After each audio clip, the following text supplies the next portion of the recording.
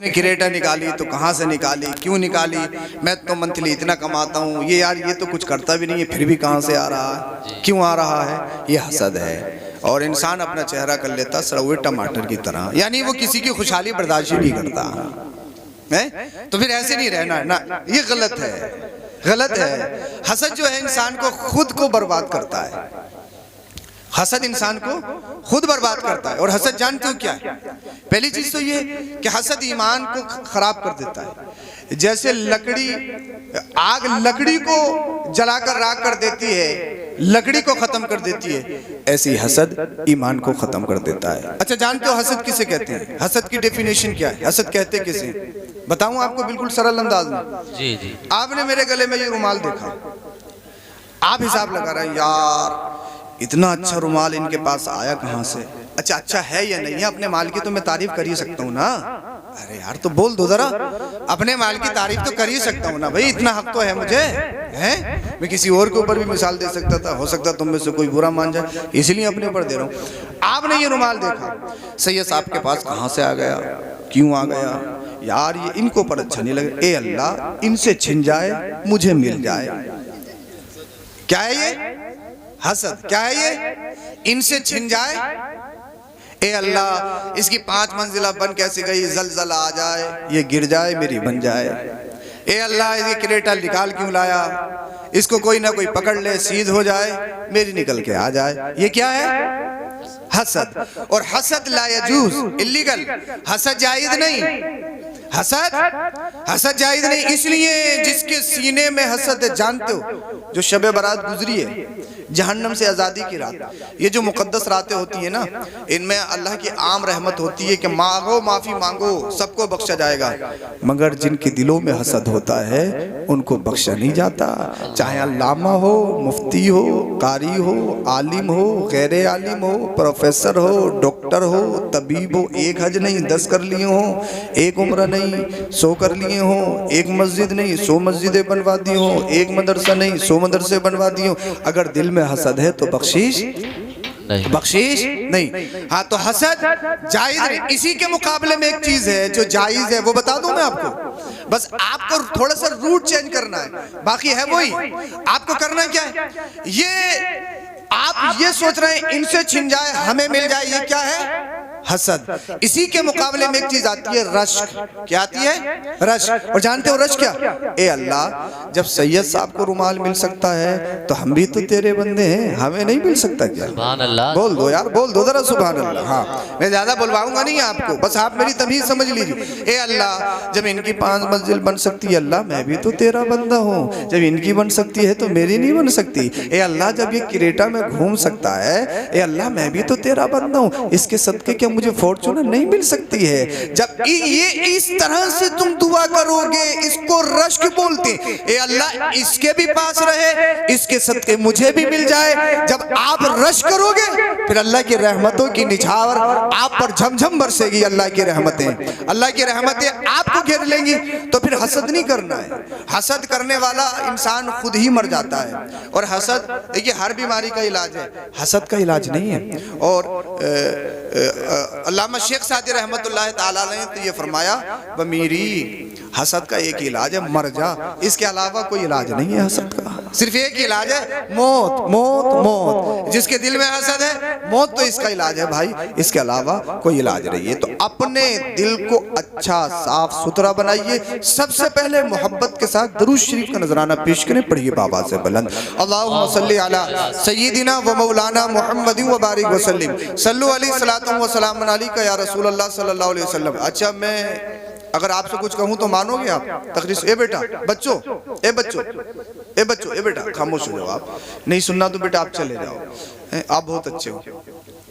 मुझे दूर वाले दिख नहीं रहे, अगर आना चाहते हो करीब में तो आ जाएं, जबरदस्ती किसी पे नहीं है। अगर कुर्सी छोड़ना चाहते हो, मगर कुर्सी के बदले में कुर्सी मिल रही है, ऐसा नहीं कि आपसे छीन के किसी और को दे दी जाएगी, कुर्सी के बदले में कुर्सी है। होगा ये, आप जितनी जल्दी माहौल बना देंगे इंशाल्लाह मैं जल्दी खत्म करूंगा। सादात इज़ाम का काफिला यहाँ पर मौजूद है, इनके दुआओं के ज़ीरे साया चंद बातें आपकी गोश गुजार करनी है जी माशाल्लाह। आप अगर माहौल बनाने और जैसा आप सुनेंगे, अल्लाह करे आप पे कादरी रंग चढ़ जाए, मुझ पे भी चढ़ जाए, फिर सुनने सुनाने में मजा आएगा। आपको अच्छा लगे ना लगे मुझे कोई मतलब नहीं, मदीने वाले मुस्तफ़ा को अच्छा लग जाए, आमिना के लाल की बारगाह में कबूल हो जाए। अब सुनिए अल्लाह पाक कुरान करीम में क्या इरशाद फरमाता है। अल्लाह पाक ने फरमाया कुल हल यस्तविल लज़ीना यअलमून वल्लज़ीना ला यअलमून, महबूब फरमा दीजिए पढ़े लिखे और बेपढ़े बराबर नहीं, पढ़े लिखे और बेपढ़े बराबर नहीं। जानते हो क्यों? इसलिए इल्म जो है वो रोशनी है, इल्म प्रकाश है, इल्म लाइट है, इल्म हकीकत है, इल्म पहचान है। इसके मुकाबले में जो तारीकी जहल है, जहल ना जानना वो तारीकी है, वो दलदल है, वो ना आशनाई है। इसीलिए अल्लाह पाक ने कुरान करीम में इरशाद फरमाया पढ़े लिखे और बेपढ़े बराबर नहीं, दोनों में फर्क है। कैसे फर्क है? आप देखो अल्लाह अल्लाह, आपने ये मंच लगाया, यहाँ पर सोफा बिछाया। अब मैं आपसे एक बात पूछना चाहता हूँ, जब हमारी तारीख ली गई तो क्या हमने फोन करके आपको ये बोला था आप हमारे लिए मंच बिछवाना, आप हमारे लिए कुर्सी लगवाना, क्योंकि हम कुर्सी पे तकरीर करेंगे, हम ऊंची जगह पे तकरीर करेंगे? क्या हमने कहा? क्या कोई खतीब कहता है? क्या कोई आलिम कहता है? क्या कोई शायर कहता है? नहीं। फिर भी आप उनके लिए ऊंची जगह का इंतजाम करते हो, बेहतरीन कालीन बिछाते हो, सोफे डालते हो, उनके लिए बेहतरीन डेकोरेशन, बेहतरीन असबाब मुहैया करते हो, उनकी शान और शौकत के लिए। जानते हो क्यों? ये आप नहीं करते हो, आपसे कोई करवाता है। अल्लाह पाक कुरान करीम में इरशाद फरमाता है यरफ़इल्लाहु लज़ीना आमनू मिनकुम वल्लज़ीना ऊतुल इल्म दरजात, अल्लाह जिन्हें इल्म देता है उनके दर्जे बुलंद कर देता है। सुभान अल्लाह, सुभान अल्लाह। अल्लाह जिन्हें इल्म देता है उनके दर्जे बुलंद कर देता है। अब इस स्टेज पे बैठने वाला कौन है? आप ये नहीं देखोगे कौन सी बरादरी से ताल्लुक रखता है, आप ये नहीं देखोगे कौन से कबीले से ताल्लुक रखता है, आप ये नहीं देखोगे कौन सी बस्ती से ताल्लुक रखता है, आप उसके बैकग्राउंड में नहीं जाओगे। इसका बाप क्या करता है? इसका बाप रिक्शा चलाता है, इसका बाप 24 घंटा फैक्ट्री में मेहनत और मजदूरी करके गुजर बसर करता है। आप नहीं जाओगे।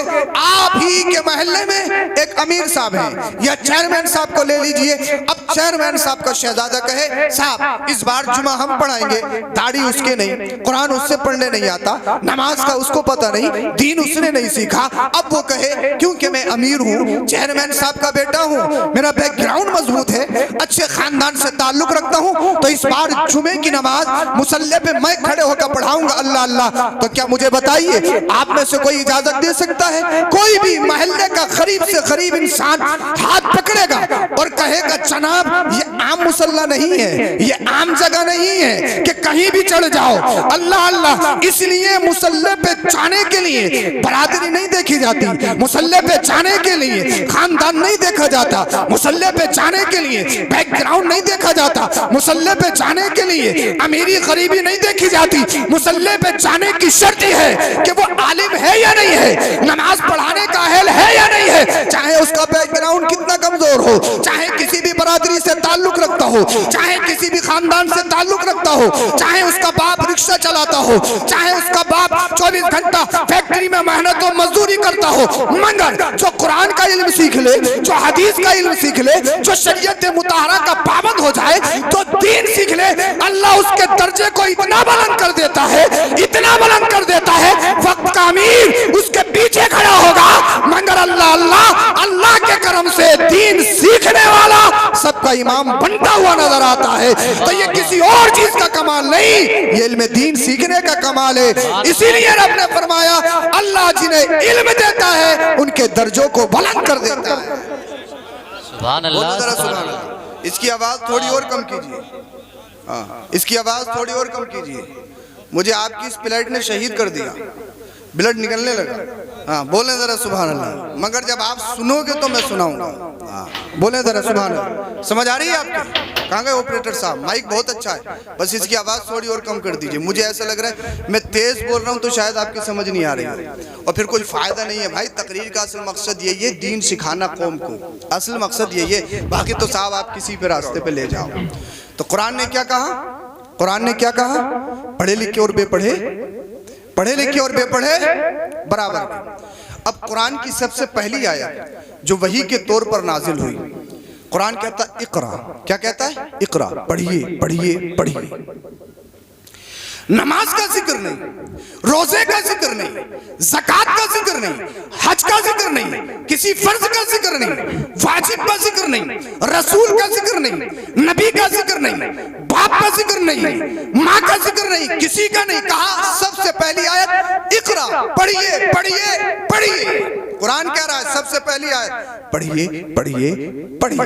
नमाज से पहले पढ़िए, रोजे से पहले पढ़िए, ज़कात से पहले पढ़िए, हर फर्ज से पहले पढ़िए, अल्लाह अल्लाह हर वाजिब से पहले पढ़िए। जानते हो क्यों? जानते हो क्यों? अल्लामा इमाम गजाली फरमाते हैं इबादत किसकी की जाती है? बताइए इबादत, अरे इबादत किसकी की जाती है? अल्लाह की जाती है ना। अल्लाह का कितना करम है, अल्लाह का कितना एहसान है। वो दुनिया में बहुत सारे लोग ऐसे हैं, किसी ने चांद को देखा तो चांद की पूजा, किसी ने सितारों को देखा तो सितारों की पूजा, किसी ने सूरज को देखा तो सूरज की पूजा, किसी ने आसमान को देखा तो आसमान की परस्तिश, किसी ने जमीन को देखा तो जमीन की परस्तिश, किसी ने पहाड़ों को देखा तो पहाड़ों की पूजा, किसी ने दरिया को देख लिया तो साहब दरिया की इबादत करना शुरू कर दी, किसी ने आग को देख लिया तो आग की परस्तिश करना शुरू कर दी। तो इबादत किसकी? अल्लाह की। इबादत किसकी? मखलूक की नहीं। अगर मखलूक में किसी के लिए इबादत होती तो वो आपको और मेरे नबी के लिए, और जब मुस्तफा के लिए सजदा नहीं तो न पहाड़ को होगा, न ज़मीन को होगा, न चांद को होगा, न सूरज को होगा, न सितारों को होगा, अल्लाह अल्लाह दुनिया की किसी भी चीज को नहीं होगा। इसलिए से ये सब मखलूक है। मखलूक की इबादत नहीं की जाती, इबादत खालिक की जाती है। और खालिक कौन है? खालिक वो है जिसने तुझे पैदा किया, जिसने मुझे पैदा किया, जिसने चांद को पैदा किया, जिसने सूरज को पैदा किया, जिसने बरगो समर को पैदा किया, जिसने शजर और हजर को पैदा किया, जिसने कायनात के जर्रे जर्रे को पैदा किया। वो खालिक है, वो मालिक है, वो राज़िक है। उसी की इबादत की जाएगी, उसके अलावा किसी की इबादत नहीं की जाएगी। वाह वाह बेशक। इबादत किसकी? इबादत किसकी? अल्लाह की। इमाम गजाली ने जो फरमाया सुनिए, इबादत अल्लाह की होती है। और जब सीखेगा नहीं तो अल्लाह को पहचानेगा कैसे? जब पहचान नहीं तभी तो माथा किसी के भी आगे रगड़ दे। अगर जाना होता, पहचाना होता तो फिर किसी के भी सामने माथा क्यों रगड़ेगा? क्या गैरुल्लाह को पूजेगा? क्या पत्थरों की परस्तिश करेगा अगर उसने जान लिया? मुझे बताइए आप। नमाज किसके लिए? अल्लाह के लिए। नमाज से भी पहले इल्म है। जानते हो क्यों? जब आपने इल्म सीखा नहीं तो आपको मालूम नहीं कि नियत कैसे बांधनी है, ऐसे बांधनी है या ऐसे बांधनी है या ऐसे बांधनी है, हाथ कहाँ तक उठाने हैं, नियत यहाँ बांधनी है, कहाँ बांधनी है, कैसे बांधनी है। क़ियाम में खड़ा है तो सजदे की जगह देखना है या पूरी मस्जिद को देखना है सीसीटीवी कैमरे की तरह? जब सीखा नहीं तो मालूम नहीं क़ियाम कैसे, क़िरात कैसे, रुकू कैसे। जब सीखा नहीं तो मालूम नहीं सजदा कैसे करना, उठा बैठी लगानी है, कुछ बैठना भी है, कुछ रुकना भी है। जब सीखा नहीं तो मालूम नहीं सलाम कैसे फेरना है। पता लगा सलाम फेरा, अस्सलाम वालेकुम व रहमतुल्लाह, देख लिया पीछे को, पीछे तक आखिरी सफ तक। अच्छा आप भी आए, अस्सलाम वालेकुम व रहमतुल्लाह, आप भी आए। जब सीखा नहीं तो पहचानेगा कैसे? सलाम फेरा जाए तो नजर कहाँ होनी चाहिए? कांधे पे, लास्ट सफ तक नहीं। जब आपने सीखा ही नहीं तो पहचान कैसे? जब आप पढ़े ही नहीं तो किन चीजों से रोजा टूटता है, किससे नहीं टूटता, कम मकरू होता है, कम मकरू नहीं होता, जानोगे कैसे? अल्लाह ने माल दिया है, जब सीखा ही नहीं तो कितने माल पे ज़कात है, कौन से माल पे ज़कात है, कब ज़कात है, कैसे ज़कात है, किसे देना चाहिए, किसे नहीं देना चाहिए, किसको देना चाहिए। जब सीखा नहीं तो जानोगे कैसे? अल्लाह ने अगर किस्मत में हज लिखा है, हज करने के लिए गए, जब सीखा ही नहीं तो क्या मालूम क्या हजरी अस्वद है, क्या रुकने यमानी है, क्या क्या है, तवाफ कैसे करना है। अल्लाह अल्लाह जब सीखा ही नहीं तो सफ़ा मरवा की सही क्या करनी है, हलक क्या है, कसरी क्या है, मीना क्या है। जब सीखा ही नहीं तो जानोगे कैसे? जानोगे कैसे? तो इमाम गजाली फरमाते हैं इबादत से पहले, नमाज से पहले, रोजा से पहले, हज से पहले, ज़कात से पहले, हर फर्ज से पहले, हर इबादत से पहले, हर वाजिब से पहले पढ़ना। इसलिए जब इंसान पढ़ता है, सीखता है तो अल्लाह की मार्फत हासिल हो जाती है, और जब अल्लाह की मार्फत हासिल हो जाती है फिर इबादत में लज्जत पैदा हो जाती है। इसीलिए सीखना जरूरी है। पढ़ना जरूरी है। अगर पढ़ोगे नहीं तो फिर सीखोगे कैसे, अल्लाह को पहचानोगे कैसे? जब अल्लाह की पहचान नहीं तो फिर इबादत कैसे करोगे? कुरान की सबसे पहली आयत, यानी जिस मुसलमान को कुरान की सबसे पहली आयत ये कह रही है पढ़ना है पढ़ना है पढ़ना है, फिर वो पढ़ने में इतना पीछे क्यों? पढ़ने में इतना पीछे क्यों? कुरान कह रहा पढ़िए पढ़िए पढ़िए, तो पढ़ने में इतने पीछे क्यों?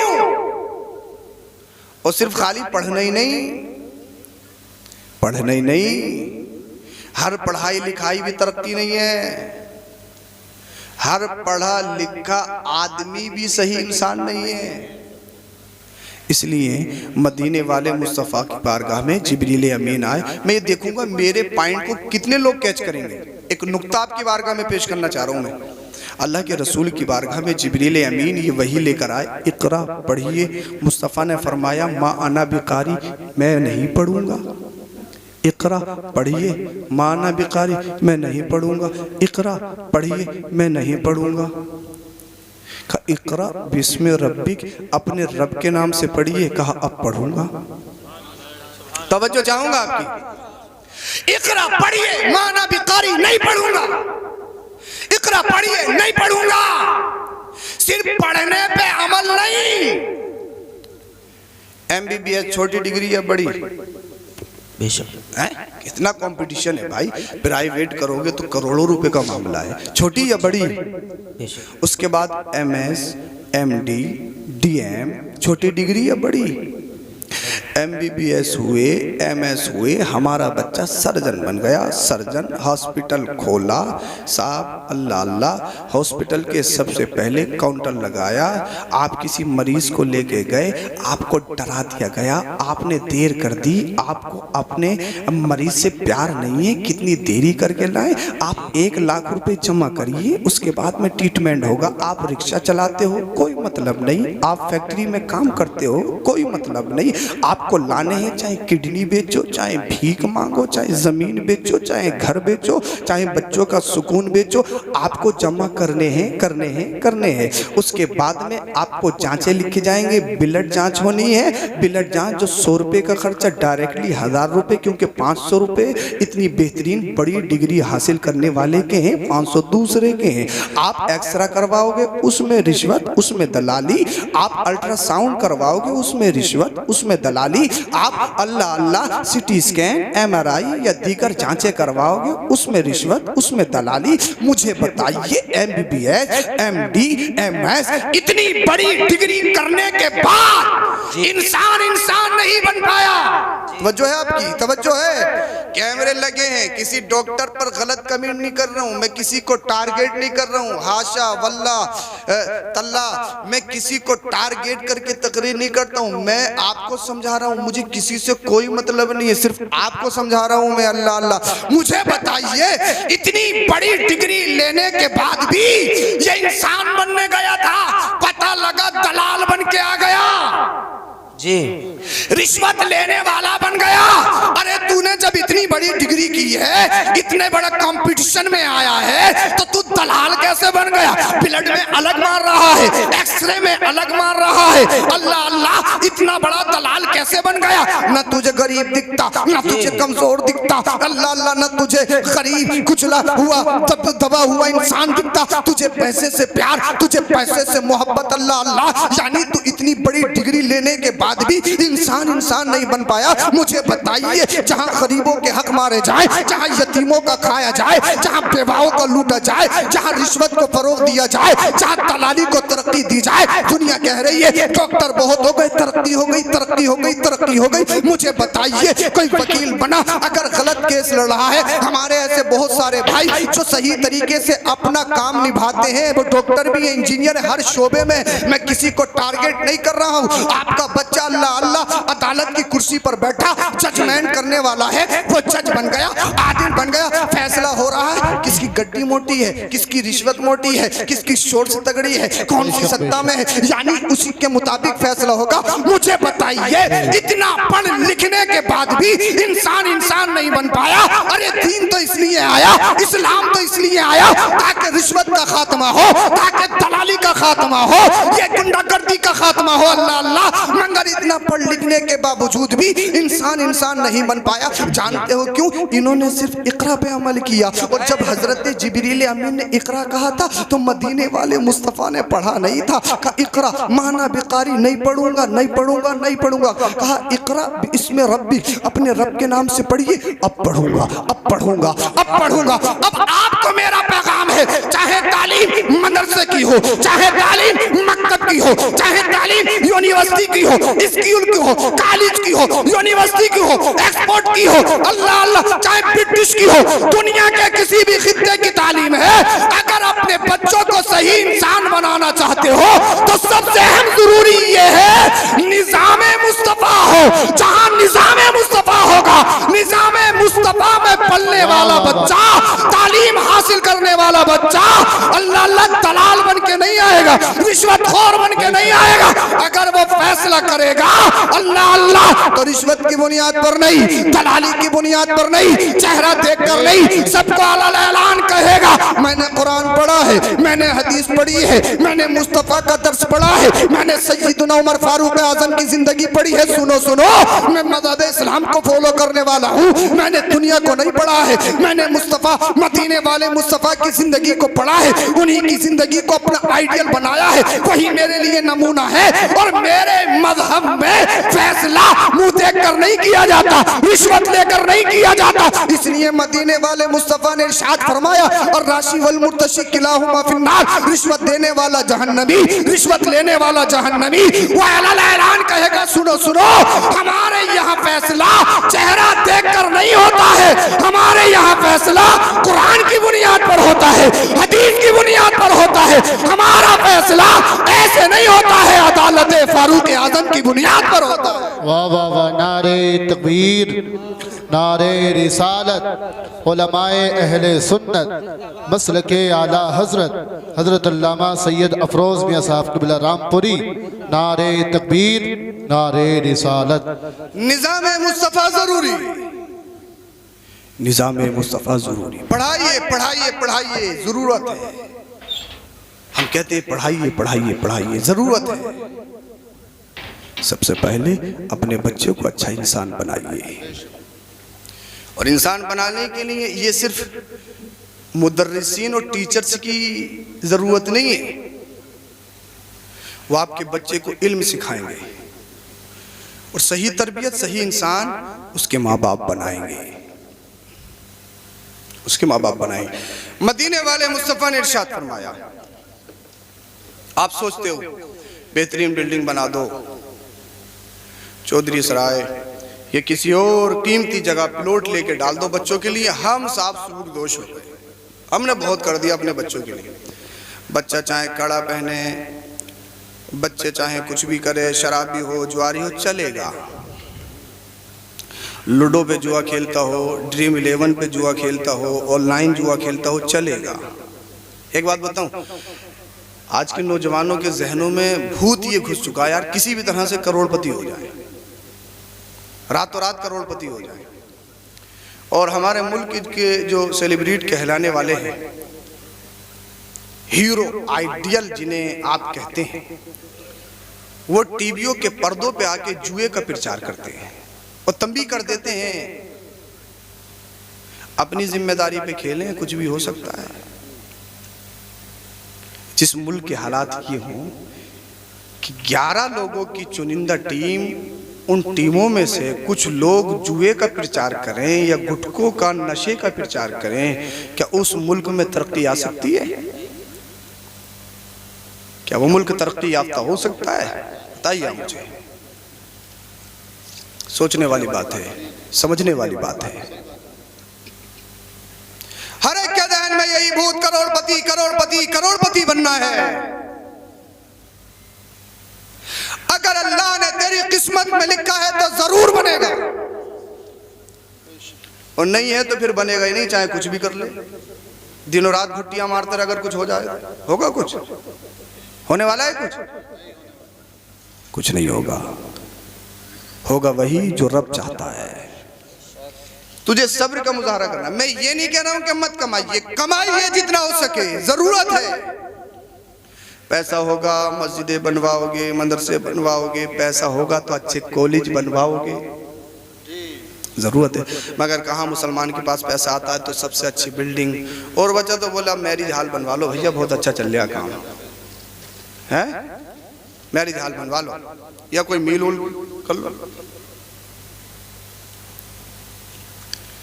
दूसरों के कॉलेज स्कूलों में जाएंगे, वहाँ बदअकीदगी सिखाई जाएगी, ईमान को खरीदने की कोशिश की जाएगी, हम तमाशा बन के देखेंगे, फिर कहेंगे उलमा कुछ नहीं कर रहे, उलमा कुछ नहीं कर रहे, उलमा कुछ नहीं कर रहे। अगर तुम्हारे स्कूल कॉलेज होंगे तो तुम्हारे बच्चे या बच्चियां कहीं दूसरी जगह जाएंगे।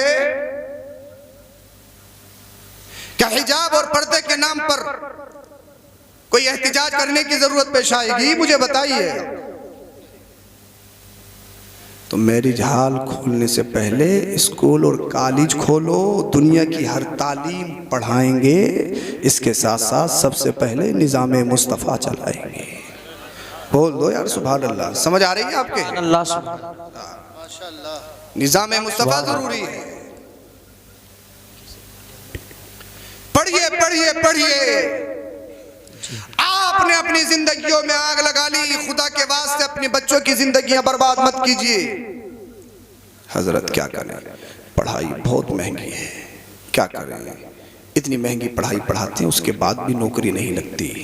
हमारे जहन में भूत है नौकरी का, नौकरी 50 की हो या 1 लाख की हो, नौकरी तो नौकरी ही है ना। तो इस जहन के साथ, इस नेगेटिविटी के साथ बच्चों को पढ़ाते क्यों हो? इसलिए मत पढ़ाओ कि बच्चे नौकर बनेंगे। मिल जाए नौकरी अच्छी अच्छी बात है जी, नौकर बनाने के लिए नहीं, बच्चों को मालिक बनाने के लिए पढ़ाइए। ये नेगेटिविटी अपने जहन से निकालिए। मत खाएं गोश्त, मत खाएं बिरयानी, चटनी खा लो, दाल खा लो, 3 टाइम मत खाओ, 2 टाइम खा लो, कोई बात नहीं, आधी रोटी खा लो, बच्चों को जरूर पढ़ा लो, बच्चों को जरूर पढ़ा लो। और तुम्हारी नस्ल में अगर एक भी बच्चा कामयाब हो गया, तुम्हारी नस्लें आबाद हो जाएंगी, तुम्हारी नस्लें आबाद हो जाएंगी। आज और कौमें जो हैं, बहुत सारे लोग पूरी दुनिया में कि साहब मदरसे बंद हो, मस्जिदें बंद हो, ये बंद हो, वो बंद हो। चलो खैर करें तो करें, उनकी समझ में आती है कि वो हमारे हैं ही नहीं।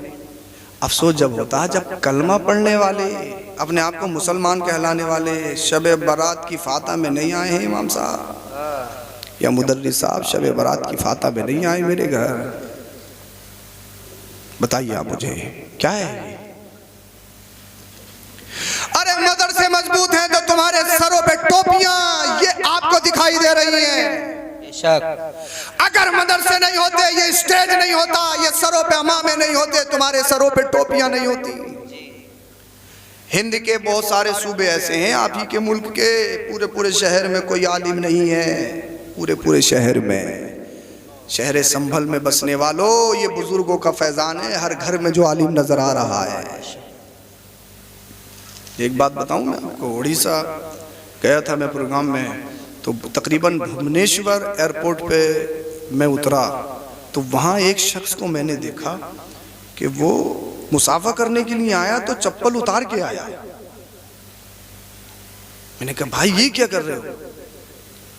चप्पल उतार के, जैसे मज़ारों में मस्जिदों में जाते हैं ना लोग, चप्पल उतार के वो मुसाफा करने के लिए आया जी। उन्होंने आलिम देखे नहीं, उन्होंने मुफ्ती देखे नहीं। अल्लाह का शुक्र है, एहसान है, हमने ऐसे खित्ते में आंखें खोली हैं। हमारे यहाँ जब बच्चा पैदा होता है तो सबसे पहले उसके कानों में ला इलाहा इल्लल्लाह की सदाएं जाती हैं, अजान की आवाजें जाती हैं, उसके कान में नाम नबी लिया जाता है। ये अल्लाह का करम है, एहसान है, इसका शुक्र अदा करो। फल तैयार है, सिर्फ तोड़ के खाने की जरूरत है, वो भी नहीं खाया जा रहा है, टांग अड़ा रहे हो सियासत के चक्कर में, बोले ऐसा हो गया वैसा हो गया, बोले इमाम साहब हमारी नहीं सुन रहे, मुदर्रिस साहब हमारी नहीं सुन रहे। इन मदरसों को मजबूत करो, इन मदरसों को मजबूत करो, इन मदरसों को मजबूत करो।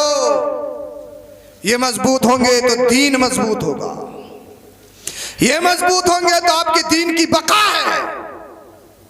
तो जरूरत मदरसों के आड़े आने की नहीं है, बल्कि जो मदरसे के मुंतजिमीन हजरात हैं उनके कांधे से कांधा लगाकर आगे बढ़ो और अपने मदरसों को मजबूत करो। पढ़ो पढ़ो पढ़ो पढ़ो। अच्छा पढ़ोगे नहीं तो सीखोगे कैसे? जब पढ़ा लिखा नहीं, बोले पढ़ बहुत गए हजरत, बहुत बड़ी डिग्री कर ली और 1 लाख कमाते हैं, 2 लाख कमाते हैं, बहुत जल्दी बात खत्म करूंगा मैं, इतना कमाते हैं, इतना कमाते हैं, ये करते हैं, वो करते हैं। मैंने कहा अच्छा देखा, ठीक, पता लगा खुद कुर्सी पे बैठे और साहब माँ बाप नीचे खड़े। ऐसी पढ़ाई का कोई फायदा बताइए आप मुझे। माँ बाप पीछे चल रहे हैं, खुद आगे चल रहे हैं। बाबू साहब हैं बहुत पढ़े लिखे, खुद सरहाने को बैठे, माँ बाप पैंती को बैठे।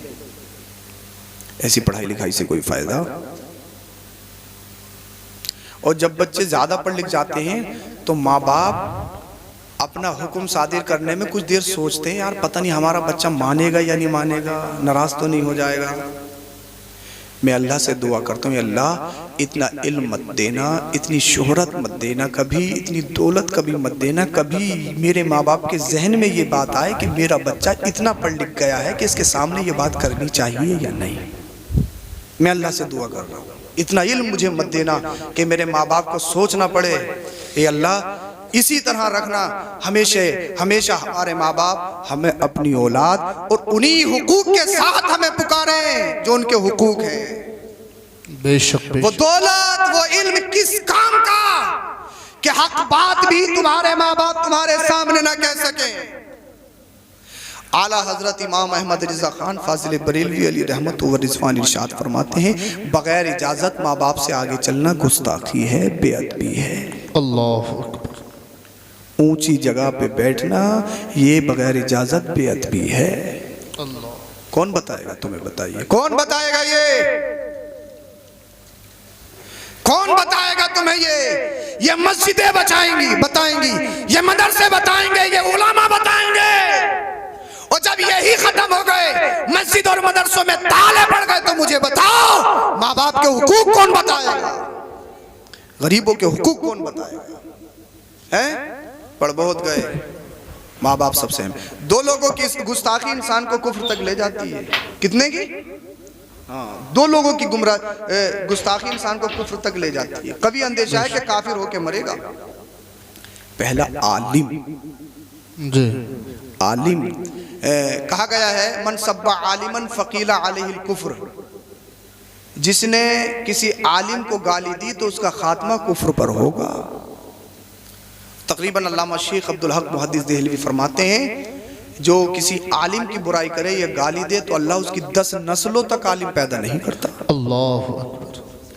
और आला हजरत इमाम अहमद रिजा खान फाजिल बरेलवी अली रहमत व रिजवान फरमाते हैं, मरीजुल कल्ब खबीसुल बातिन, और कुफ्र पर खात्मा होने का कभी अंदेशा है।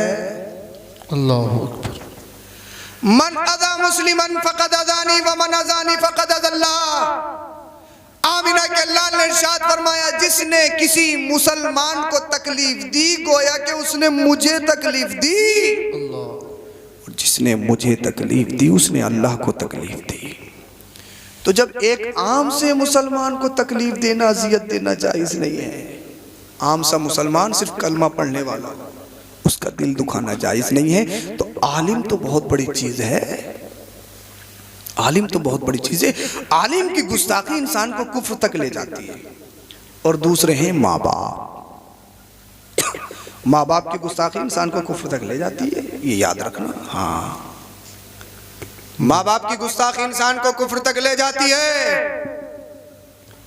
सैयद साहब हैं जिंदाबाद, फूलों के हार, गड्डी निछावर, हाथ नहीं, मौका मिल जाए तो पैर भी चूमेंगे।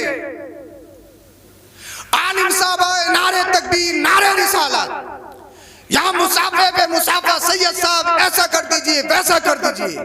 सादात की मोहब्बत 22 सवाब 22 नजात, उलमा की इज्जत 22 सवाब 22 नजात। मगर एक बात आपसे कहता हूँ, उलमा किताबों में फरमाते हैं, तुम्हारे लिए तुम्हारे सबसे बड़े पीर तुम्हारे माँ बाप हैं। बेशक बेशक, सुभान अल्लाह, सुभान अल्लाह।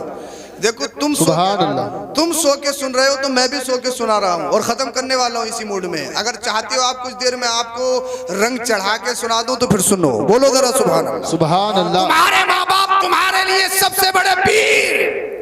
अगर तुम जलसे में आके गड्डी आप पैसा निछावर करते हैं, फूलों के हाथ डालते हैं, हाथ चूमते हैं, अच्छी बात, ताज़ीम करना चाहिए, मोहब्बत करना चाहिए मुस्तफा से और मुस्तफा की आल से और उलामा से।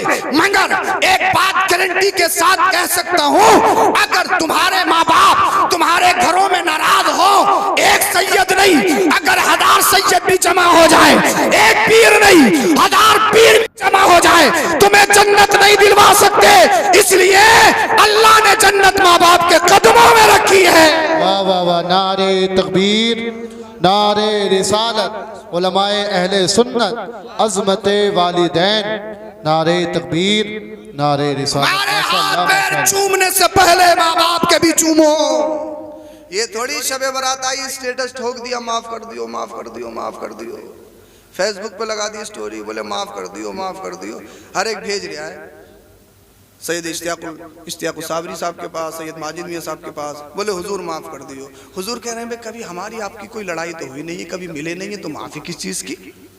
ट्रेंड चल रहा है। बाप से 1 साल से बोला नहीं है, माँ से 1 साल से बोला नहीं है, पूरे मोहल्ले का गल्ला खा गया, माफी मांग रहा है ऑनलाइन।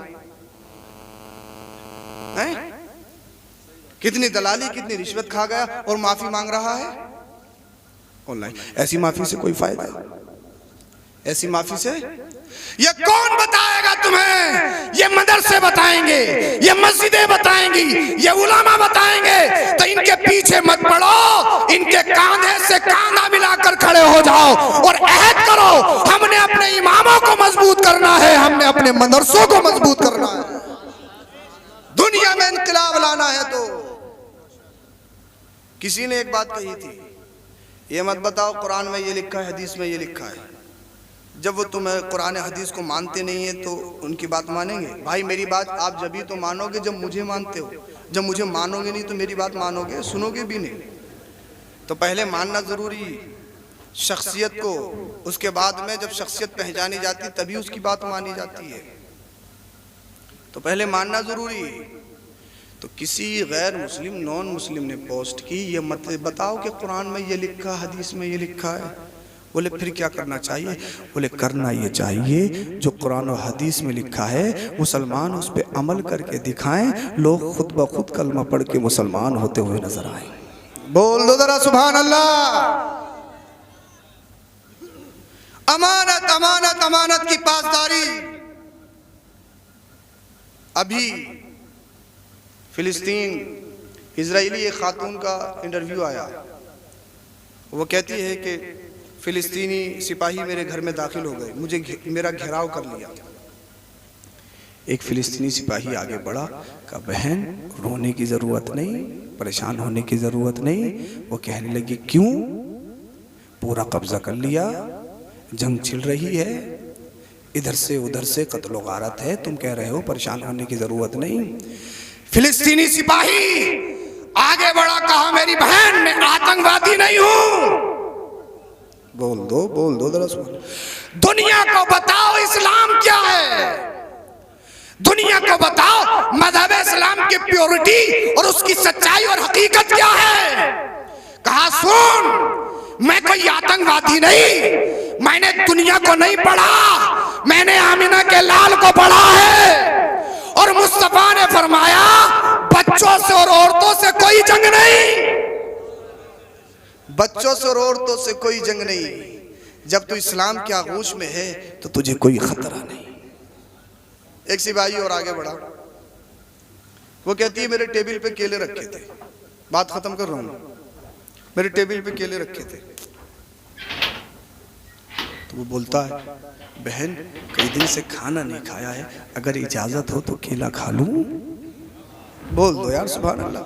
ये थोड़ी आंख बची माल दोस्तों का।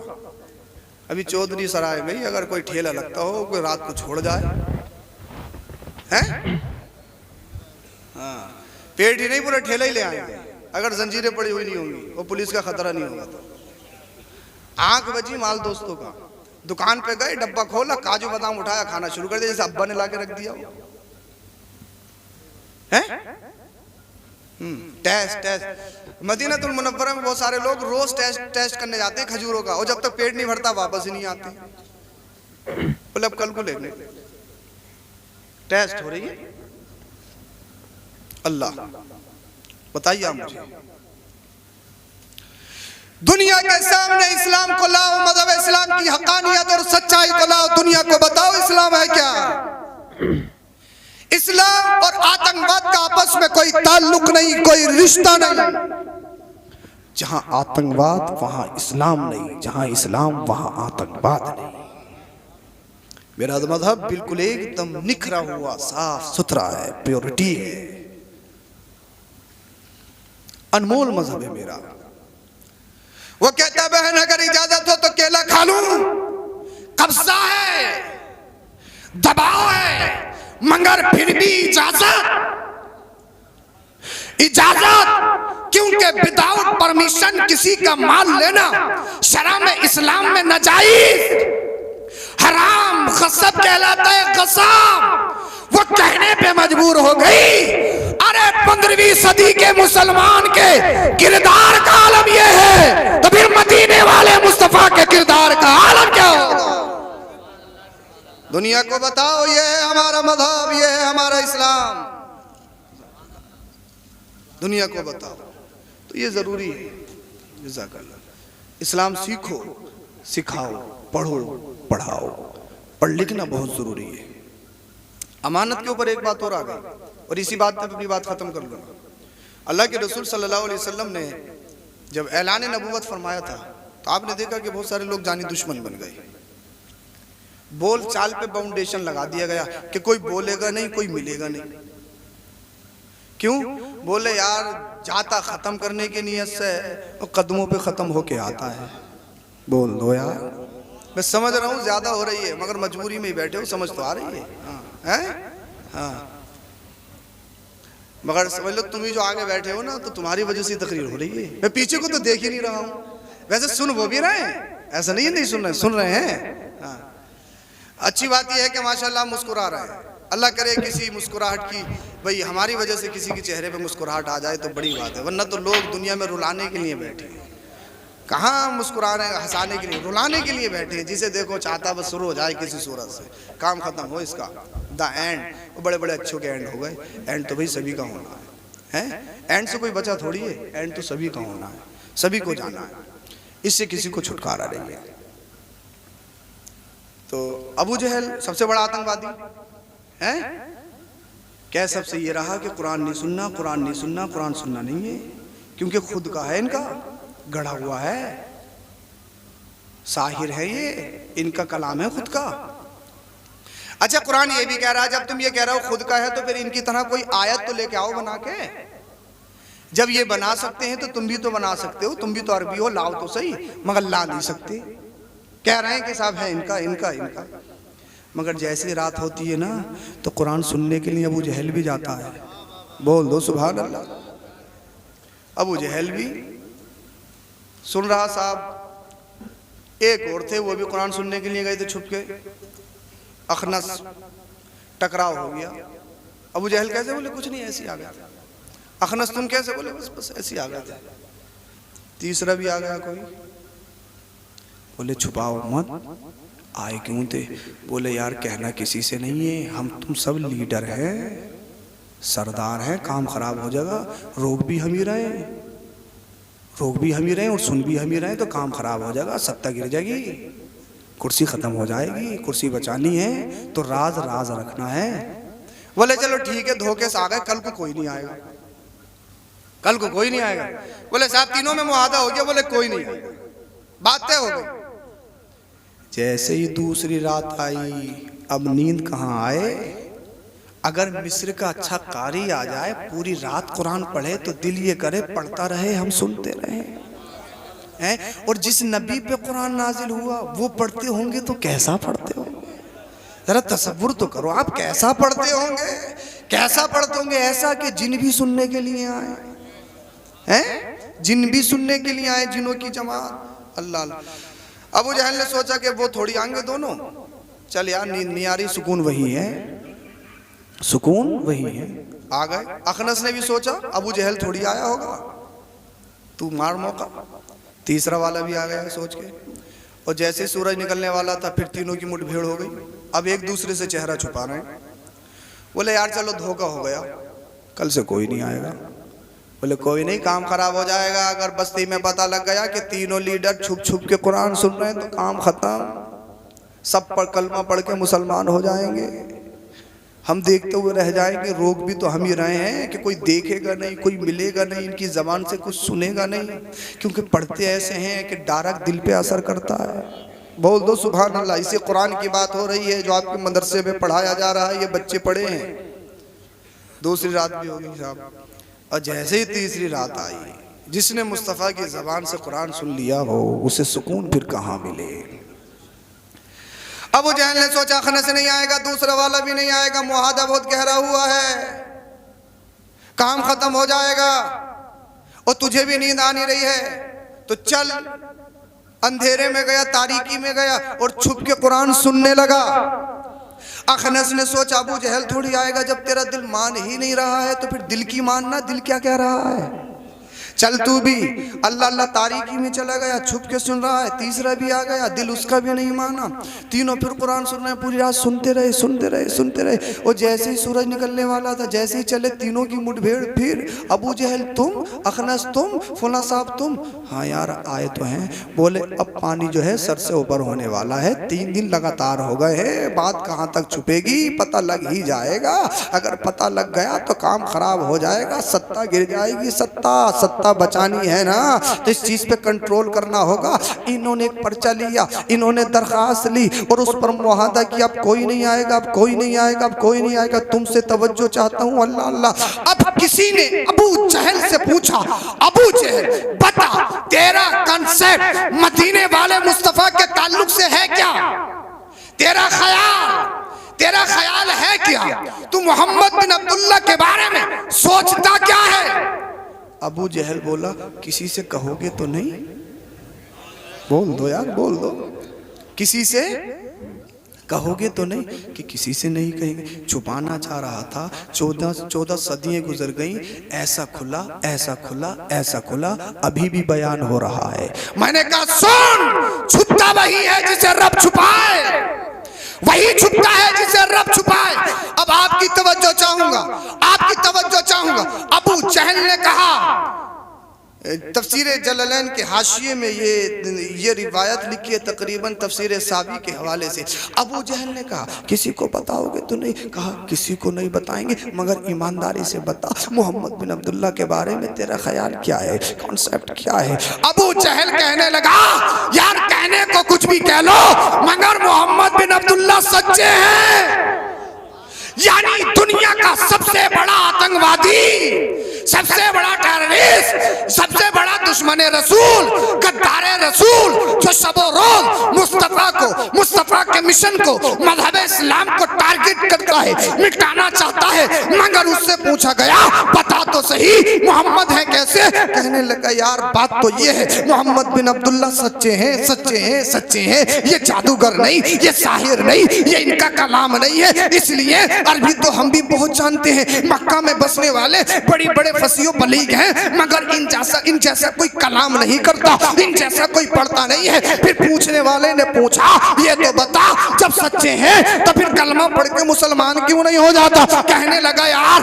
चाहता तो हूँ, मगर बात ये है अपनी कौम का लीडर हूँ, सैयदुल वादी हूँ, अगर अल्लाह अल्लाह इसलिए मैं सत्ता में हूँ, मैं कुर्सी पर हूँ। अगर मोहम्मद बिन अब्दुल्ला की बारगाह में जाऊंगा कुर्सी छोड़नी पड़ेगी, सत्ता को लात मारनी पड़ेगी, अल्लाह अल्लाह उनकी बारगाह में जाऊंगा, गुलाम बनना पड़ेगा। मैंने कहा नादान ये तेरी बेवकूफी है, ये दरगोदर है। अगर हबशा का रहने वाला काली रंगत वाला बिलाल अगर मुस्तफा की बारगाह में आ जाए, मुस्तफा का दीवाना बन जाए, तो फिर वो गुलाम नहीं, वो आम इंसान नहीं, बल्कि मदीने वाले मुस्तफा का इश्क उसे जमाने का इमाम बना देता है। अरे ये वो दर है, ये वो दर है, यहाँ गुलाम बन के आए जमाने का ताजदार बन जाता है। जब तक बिके ना थे, कोई पूछता ना था, तुमने खरीद के आका अनमोल कर दिया। सुभान अल्लाह, सुभान अल्लाह, माशाअल्लाह। ये दर वो दर है, ये कुरान वो कुरान है।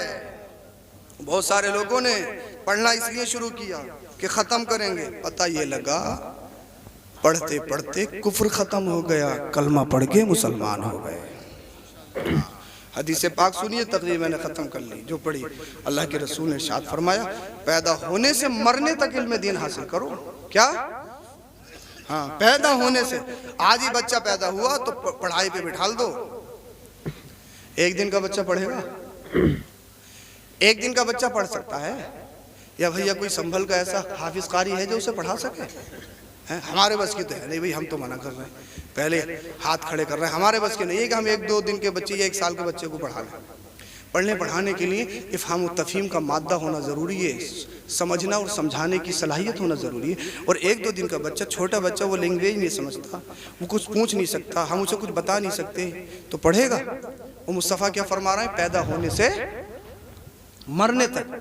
या रसूल अल्लाह, मतलब क्या है? तो शारिहीन ने शरह फरमाई, मकसद ये है पढ़ने के 2 तरीके होते हैं, एक डायरेक्ट होता है, इनडायरेक्ट होता है। मैं जो तकरीर कर रहा हूँ ना, ये इनडायरेक्ट कर रहा हूँ, इस मशीन की वजह से कर रहा हूँ। तो पढ़ने के, बच्चा आज ही पैदा हुआ खुद नहीं पढ़ेगा, फिर कैसे पढ़ेगा? कहा गया माँ की गोद बच्चे के लिए पहला मदरसा है, पहला मकतब है। बच्चा खुद नहीं पढ़ेगा, माँ से पढ़ेगा, माँ से। जो माँ की एक्टिविटी होगी वो बच्चे में आएगी। अगर माँ पाकिस्तानी सीरियल देखेगी, बच्चे में असरात आएंगे। माँ अगर हिंदुस्तानी मूवीज देखेगी, बच्चे में असरात आएंगे। अगर माँ अल्लाह अल्लाह गाने गाती है, सब्बो शितम करती है, तो बच्चे में असरात आएंगे। तभी तो तुमने देखा 1 साल का बच्चा हुआ और 1 साल का बच्चा होते ही मोटू पतलू मांगने शुरू कर दिया। मोटू पतलू से चुप रहा है, मोटू पतलू से नीचे नहीं आ रहा है, गेम से चुप रहा है, मोबाइल से चुप रहा है। तो मैंने आपको क्या बताया? अल्लाह अल्लाह, बच्चा खुद नहीं सीखेगा। मदीने वाले मुस्तफा ने इरशाद फरमाया, पैदा होने से मरने तक इल्म दीन हासिल करो। तो मतलब ये है, ए मेरी माँ, बच्चे में खुद में सलाहियत नहीं है, अब ये तेरी जिम्मेदारी है। मदरसा भेजने से पहले, स्कूल भेजने से पहले, किसी मुदर्रिस के पास भेजने से पहले, किसी टीचर के पास भेजने से पहले, सबसे पहला मदरसा तू है, सबसे पहला मकतब तू है, सबसे पहला मुदर्रिस तू है, सबसे पहला टीचर तू है। ए मेरी माँ, जैसी तेरी एक्टिविटी होगी वैसे ही तेरी आगोश में पलने वाला बच्चा होगा।